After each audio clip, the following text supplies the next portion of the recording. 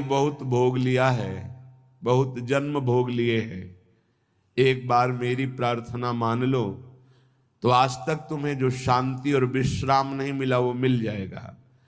खूब भोग भोग लिए, तुम्हें याद नहीं है। जैसे कई बार हमने स्मृति दिलाई कि 9 महीने मां के गर्भ में इसी जन्म में रहे, कुछ याद है? 1% भी याद है तुम्हें? ज्यादा समय नहीं हुआ, कोई 50 वर्ष, कोई 40 वर्ष, कोई 30 वर्ष, 25 वर्ष, ऐसे सब बैठे हो। आप विचार करके देखो कि ज्यादा लंबा समय नहीं गया, इसी जन्म की बात है। कि आपको याद है कि मां के गर्भ में तुमने क्या दुख भोगा? 100 में 1% याद है? नहीं याद है। फिर पीछे जन्म की क्या जानोगे? ना भवता ना पे संसार मध्य, इस जगत में ना तुम कभी सुखी हुए हो ना सुखी हो पाओगे यदि भजन नहीं करोगे। देखो, जब बच्चापन तो सिखाया जाता है खूब बढ़िया पढ़ो लिखो, धन कमाओ, ऐसे योग्य बनो, बढ़िया है। कभी अध्यात्म नहीं सिखाया, कभी नाम जप नहीं सिखाया, कभी ये बैठ के नहीं सिखाया कि बड़ों का आदर कैसे किया जाता है, कभी ये नहीं सिखाया कि मनुष्य जीवन का लक्ष्य क्या है। अब वो पढ़ाई लिखाई में गए, व्यसन सीख गए, व्यभिचार सीख गए, अच्छी नौकरियां पाई, पैसे हैं, और फिर घर में आकर के उन बूढ़े माता पिता को जो चलने लायक नहीं है, दरवाजा बंद करके वैसी दुर्दशा करते, मारते हैं।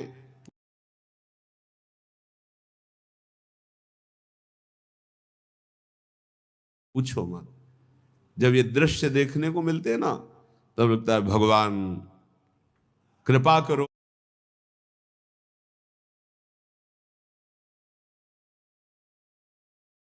तो इन माता पिता को जो अपने बच्चों को शिक्षा नहीं दे रहे हैं कि धर्म किसे कहते, तुम समझते हो ये धन कमाने लायक बन जाएंगे तो तुम्हें सुखी करेंगे, ऐसे जैसे जानवर को मारते हैं ना क्रूर कर्मा लोग, ऐसे बूढ़ी माता को मारते हैं, पिता को मारते हैं। पूछो मत। तब लगता है ये जानवर पैदा हुए हैं, ये मनुष्य रूप में पशु पैदा हुए हैं। पशु क्या, राक्षस है। माने मातु पिता नहीं देवा, साधुन ते करवावे सेवा, जिनके ये आचरण भवानी, भगवान शंकर कहते निश्चर सम जानो प्राणी। निश्चर कहते राक्षस को, वो राक्षस है। तुम अपने संतानों को राक्षस मत बनाओ। ये जो केवल तुम मात पिता बाल कहीं बुलावे, उदर भरे सोई जतम सिखावे, तुम राक्षस बनाने की चेष्टा कर रहे हो। बहुत सज्जन बेटा एक आया था अभी 2-4 दिन के अंतर्गत, एकांतिक में। उसने कहा मेरी मां कहती कि तुम्हारा मोबाइल तोड़ देंगे यदि तुमने सत्संग सुना। मेरा बाप कहता है कि तुमको हमारी कसम है यदि वृंदावन गए। यही बच्चे जब सतमार्ग से विमुख हो जाएंगे और शराब पीकर घर आएंगे, तब तुम्हारी पूजा करेंगे, तब तुम्हें अपनी कसम ध्यान आएगी कि अगर ये वृंदावन जाता, साधु समागम करता, तो आज लातों से न मारता। आज ये मेरी दुर्दशा न कर। चीख रहा है, क्या है? भ्रातर भोगास भुक्ता, भुगतोगे। ये जो कर रहे हो कर्म भुगतोगे। तुम्हारे बेटा बेटी देख रहे हैं कि बुढ़े के साथ कैसा तुम कर रहे हो, वही इंतजाम तुम्हारे लिए रहेगा, वही इंतजाम, उसे बढ़ के ब्याज सहित। चिंता मत करो। इसलिए हम सबसे प्रार्थना करते हैं, ये कर्म भूमि है, जो बीज बोओगे वही फल काटोगे। आज देखने में लग रहा है कि माता पिता के साथ बड़ा अन्याय हो रहा है, लेकिन सत्य पूछो तो ये उनके कर्म का फल उनको देखने को मिल रहा है। न कभी राम बोले, न कृष्ण बोले, न हरि बोले, पूरा जीवन केवल इसी में लगाया। तो देख परिणाम, जिनके लिए जीवन लगाया वही तेरा जीवन लेने के लिए तत्पर हो रहा है, वो वही तेरा नाश कर रहा है। जिसको तूने सजाया वही तुझे दंड दे रहा है। क्यों? भगवान का विरोधी भाव रखने वाला कभी सुखी नहीं हो सकता। हनुमान जी महाराज रावण को कहते, हाथ जोड़कर विनती करता हूं, राम जी की विमुखता का त्याग कर दे, नहीं शंकर साहस विष्णु अज तो ही सकहि न राख राम कर द्रोही। मैं सभा में कह रहा हूं, ये हजारों हजारों ये भगवत स्वरूप महापुरुष भी तेरी रक्षा नहीं कर पाएंगे। तेरा विनाश हो जाएगा यदि तू भगवान से विमुख रहेगा। हे भ्रातर भोगा सुभुक्ता की न इव भवता नापि संसार मध्य। संसार के बीच में तूने क्या क्या नहीं किया, बहुत से पाप किए, बहुत से भोग भोगे, अब बुद्धि ठिकाने लगा लो, सावधान हो जाओ। अभी सब मिटा सकते हो, सब गलतियां मिटा सकते हो, अभी बहुत अच्छे बन सकते हो, अभी भगवत प्राप्ति कर सकते हो। पूरा जीवन गलती करता रहा, जामिल अंतिम में नारायण निकल गया तो भगवत प्राप्त हो गया। अपना पता नहीं कब अंतिम, अब सुधार लो। अगर हमारी आवाज आपके कान में पहुंच रही है, चाहे ऐसे समक्ष बैठे हुए या यूट्यूब में, आपके माता पिता कैसे भी हो, हमारी प्रार्थना है यदि वो वयोवृद्ध हैं, चलने फिरने में असमर्थ हैं, तो पहले समझ लो उनकी बुद्धि भ्रष्ट हो गई है। तुम्हें मानना पड़ेगा। ये भ्रष्ट का मतलब होता है स्थिति से गिर जाना। अब वो ठीक नहीं बोलेंगे, वो आपको गाली देंगे।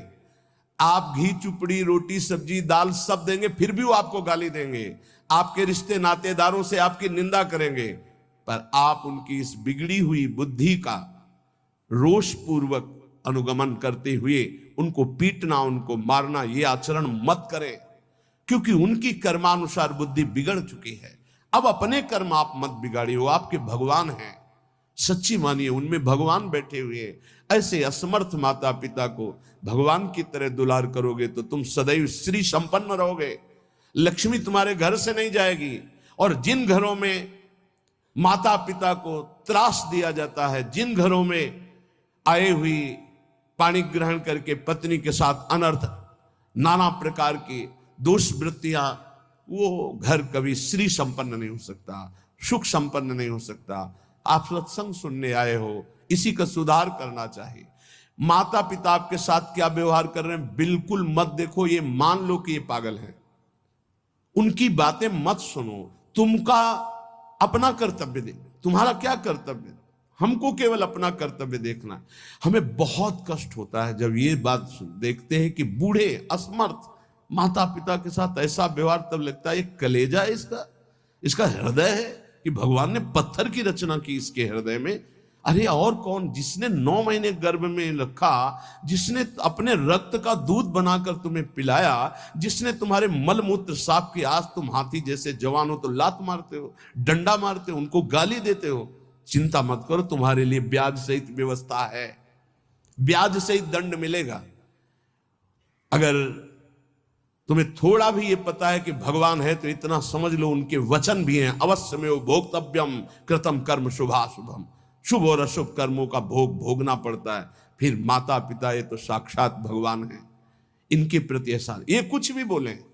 हमने देखा है वयोवृद्ध आदमी की बुद्धि पतित हो जाती। पतित अगर जीवन भर भजन नहीं किया ना, तो पतित का मतलब होता है स्थिति से गिर जाना, भ्रष्ट होने का मतलब होता है गिर जाना। अब उसको जो बोलना चाहिए वो नहीं बोल पाएगा। उस समय हमको क्रोध नहीं करना कि हम तो इतना खवाते पिलाते हैं, ये हमारी निंदा करते हैं। ये हम बहुत गूढ़ बात आपको कह रहे हैं। जिसने अपने माता पिता की सेवा कर ली, उसने भगवान को प्रसन्न कर लिया। उनके नाराज रहने पर, उनके गाली देने पर, उनके तिरस्कार करने पर भी।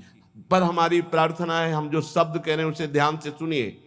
जो माता पिता असमर्थ हो चुके हैं, चलने फिरने लायक नहीं है, उनके वर्ताव और उनकी कटु वचनों पर ध्यान न दिया जाए, उन्हें भगवान की तरह पूजन करके उनकी सेवा की जाए। जितने दिन जिए खूब मेहनत करके कमाओ, उनको खाओ पियो, कपड़ा लत्ता, सुखपूर्वक जीवन, तो तुम्हारा लोक और परलोक दोनों बन जाएगा। ये शब्द हम शर्त इसलिए रखते हैं कि जो माता पिता अपने कर्तव्य का पालन करना नहीं जानते हैं और अभी चल फिर रहे हैं, मनमानी आचरण करते हैं, गंदे विचारों का पोषण करते हैं, पोषण करने वालों का शोषण करते हैं, ऐसे माता पिता के लिए नहीं कह रहे। हम उन असमर्थ माता पिता के लिए कह रहे हैं कि जिनकी वास्तविक बुद्धि बिगड़ चुकी है, शरीर सेवा में समर्थ स्वयं नहीं रह गया है। अब हमारा कर्तव्य बनता है वो गाली दे, वो पड़े पड़े हगे, तो भी हमें उनकी सेवा करनी चाहिए। निश्चित भगवान प्रसन्न हो जाएंगे, निश्चित। हमने आपको कई बार उदाहरण में बताया है महाभारत का प्रसंग। एक महात्मा कश्यप नाम के थे, तो एक वृक्ष